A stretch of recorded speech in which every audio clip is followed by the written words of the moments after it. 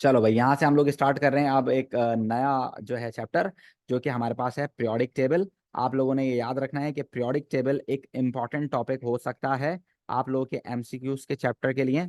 और इसको अच्छे से आप लोग जो है प्रैक्टिस करिए, क्योंकि पीरियोडिक टेबल में आपके पास एल्कली मेटल्स हैं और ट्रांजिशन मेटल्स भी हैं, और फिर मेटल्स का एक अलग चैप्टर है जिसके अंदर आप मेटल्स पढ़ते हो, और फिर मेटालिक बॉन्डिंग एक अलग है जिसमें आप मेटल्स पढ़ते हो। तो मेरे ख्याल से मेटल्स के कनेक्शन के अंदर ये बात पूछी जा सकती है। इसी तरह से ये जो फॉर्मेशन फार्मूला मेकिंग है, ग्रुप नंबर और पीरियड नंबर, इससे आप एटॉमिक स्ट्रक्चर को कनेक्ट कर सकते हो। तो ये पीरियोडिक टेबल कहीं जगह पर आपके इस्तेमाल में आ सकता है।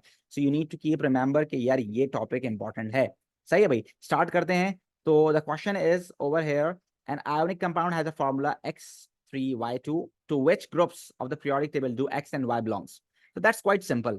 आप देखें लिखा हुआ है X3Y2, ये क्या है बच्चों? आयोनिक कंपाउंड है। एंड वी नो दिस कि हम आयोनिक कंपाउंड के फॉर्मूलाए कैसे बनाते हैं, हम क्रॉस मल्टीप्लाई करके बनाते हैं। तो जब हम इसको क्रॉस मल्टीप्लाई करा के बनाते हैं, so let's send them back to their elements. अब जो इनके नंबर्स हैं उनको हम वापस भेज देते हैं उनके नंबर्स पर। तो देखो, x के ऊपर वापस 2 आ जाएगा, y के ऊपर वापस 3 आ जाएगा। और क्योंकि जो पहले लिखा हुआ होता है वो मेटल होता है तो वो पॉजिटिव होगा, जो बाद में लिखा हुआ होता है वो नॉन मेटल होता है तो वो नेगेटिव होगा। तो 2 प्लस चार्ज होता है किसका बच्चों?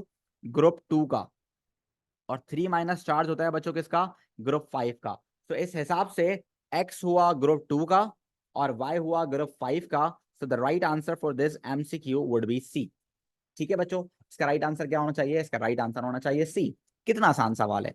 ठीक है, let's move on towards question number 16। The diagram shows the part of the periodic table which element has the highest proton number and which element has the largest number of valence electrons. अब बच्चों देखो, number of valence electrons group number से पता चलते हैं। ठीक है ना? तो ये ग्रुप नंबर 7 है, तो इसके आखिरी शेल में होंगे 7 इलेक्ट्रॉन्स। ये है आपके पास ग्रुप नंबर 1, तो इसके आखिरी शेल में होंगे 1 इलेक्ट्रॉन। ये है ग्रुप नंबर 2, तो इसके आखिरी शेल में होंगे 2 electron.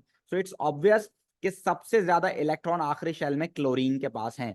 So the right answer can be B और डी, है ना भाई? ये सिंपल सी बात है। उसके बाद वो कह रहा है हाईएस्ट प्रोटॉन नंबर। तो भाई प्रोटॉन नंबर आपको ये पता होना चाहिए कि ये हाइड्रोजन है, यहां से स्टार्ट होता है 1 2 3 4 5 6 7 8 9 10। तो प्रोटॉन नंबर इस तरह से इंक्रीज होता है अक्रॉस द पीरियड।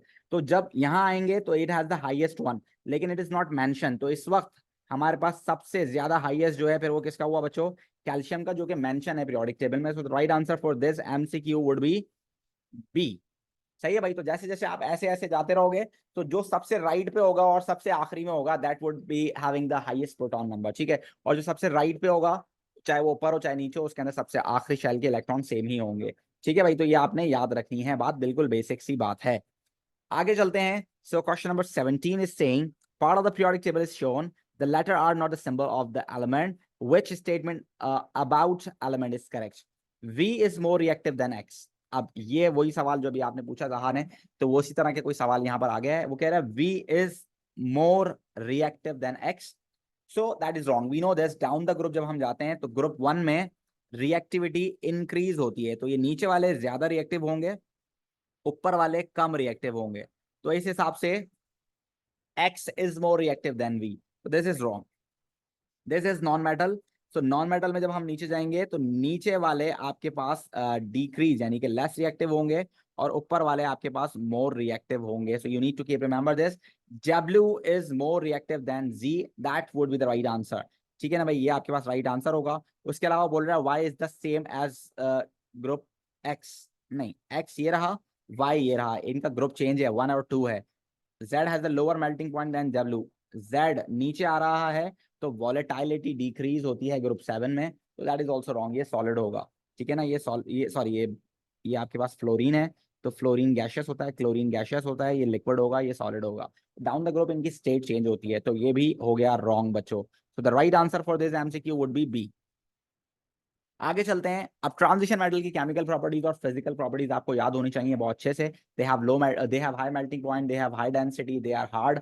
ठीक है ना? They form coloured compound, they work as a catalyst, they can be used to form coloured compounds. ठीक है भाई, ये सारी चीजें आपको पता होनी चाहिए ट्रांजिशन मेटल्स की।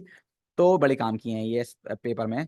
विच element describe the table in the transition element? अच्छा जी, state, number of oxidation state. भाई आपको पता है कि transition element have more than one oxidation state, तो the right answer can be B C और डी। कलर्ड कंपाउंड्स बनाते हैं, definitely they form coloured compounds. वो खुद कलर्ड नहीं होते, कंपाउंड्स कलर्ड बनाते हैं। Melting point that must be high, density must be high, so the right answer for this MCQ would be C. सही है बच्चों, याद होना चाहिए आपको ये बात। उसके बाद क्वेश्चन नंबर 19 हमारे पास आ जाता है। ये थोड़ा सा थियोरेटिकल सवाल है। Some properties which indicates the difference element are listed, indicate the difference in element are listed। ठीक है, metallic character, number of electron shells, number of protons, total number of electron, which two properties increases across the period। यार याद रखिएगा बच्चों बात, ये इस तरह से बात कर रहा है, बोले इनमें से कौन सी प्रॉपर्टी ऐसे इंक्रीज होती है इस तरफ।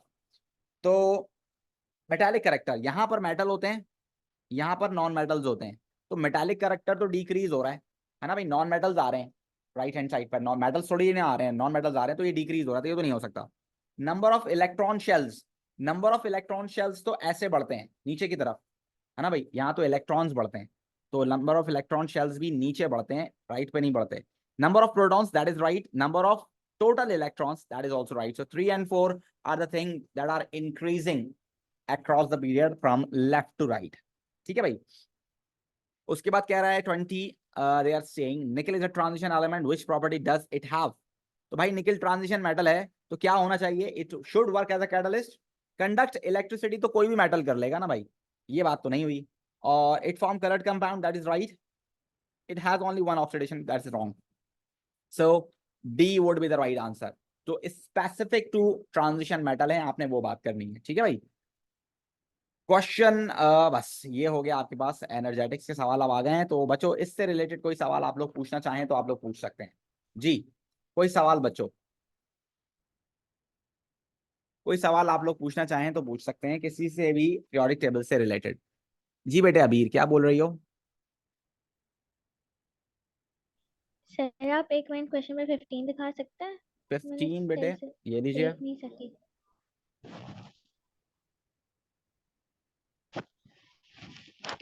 Okay thank you sir. All right, जी भाई हुनैन।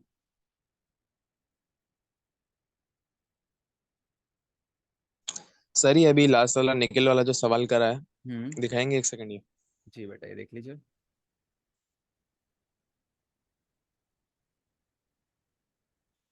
सर ये इसका मेरा ख्याल है 2 भी होना ही चाहिए, मेटल तो है ना, चाहे वो ट्रांजिशन हो नॉन ट्रांजिशन हो, बेटा मोल्टन में electricity. They are asking specifically about transition metal, तो अगर वो ट्रांजिशन मेटल की बात कर रहा है तो you need to be stick to the physical properties and the chemical properties of transition metal. Specifically आपने ट्रांजिशन मेटल का नाम बताना है।